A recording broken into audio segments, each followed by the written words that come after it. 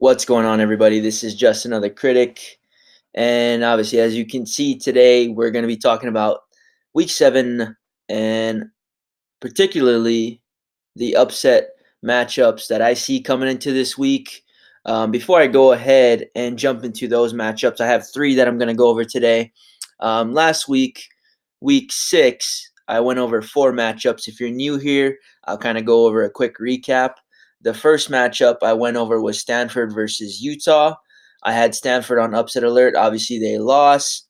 Next matchup was Michigan State versus Northwestern. Michigan State also lost.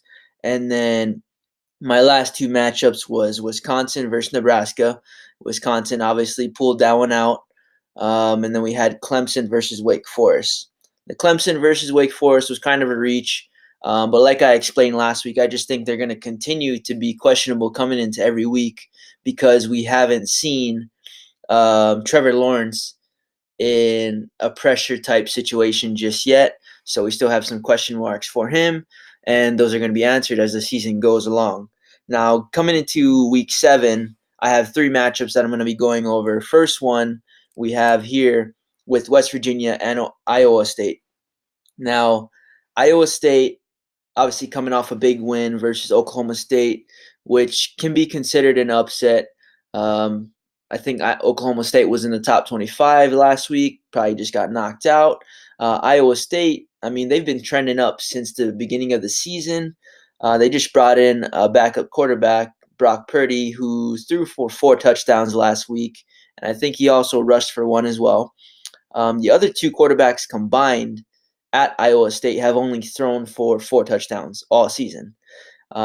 They've got a great wide receiver, impact player in Hakeem Butler, who should give West Virginia's defense some issues. And I mean, a lot of people have forgotten, but Iowa State's running back is actually highly scouted running back coming into the draft. So I think he's kind of had some health issues, but if he's anywhere healthy and he gets a good amount of playing time, I think this could be a really fun matchup. And actually, last year when these 2 teams came together, West Virginia won by 4 points, 20-16.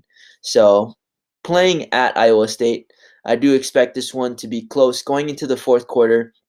And Iowa State is definitely going to have a chance to pull the upset and knock West Virginia potentially out of the college football playoff. And Iowa State's just one of those teams. They love playing upset. But yeah, we'll see what happens. Moving along, we've got the second matchup with Miami and Virginia. As you already know, last year was also a close game.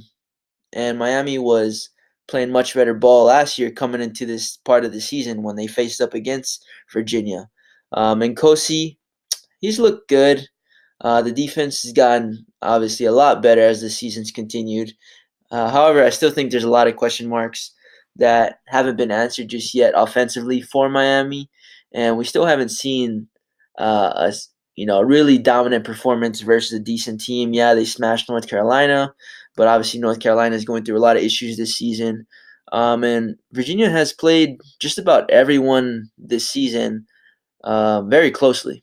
I think they've only lost in single-digit losses this year, playing at home, and their quarterback, which is Bryce Perkins, is having a pretty good season. And obviously, these in-conference matchups are always important. And in this game, obviously, Miami has everything to lose because if they can get to the ACC championship and play for that, which is probably going to be against Clemson, they're going to have a chance to go to the college football playoff if they can beat Clemson in that championship matchup with only 1 loss, depending on how the other conference teams come out. But yeah, that being said, I think this is a big game for Miami. They have everything to lose, and Virginia has not much to gain other than playing upset. But yeah, moving along, we've got Colorado and USC. Based on the odds, this wouldn't really be an upset just because USC's favored coming into this game, and a lot of people are probably thinking that right now. However, just based on rankings and on paper, it would be an upset. We've got 5-0 Colorado taking on, I think it's a 3-2 with USC team. Quarterback over at Colorado, Montez, is great, and he's really just got about one big play target.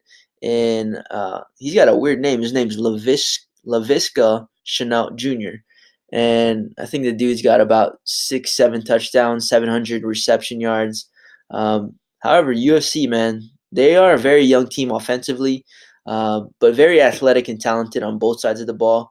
Their defense, I'm expecting them to have a good game plan coming into this, especially playing at home. I do expect USC to pull out the win in the fourth quarter by a single-digit margin, just because offensively they still got a lot of things to clean up. But yeah, that's pretty much the three matchups I'm going to be going over today.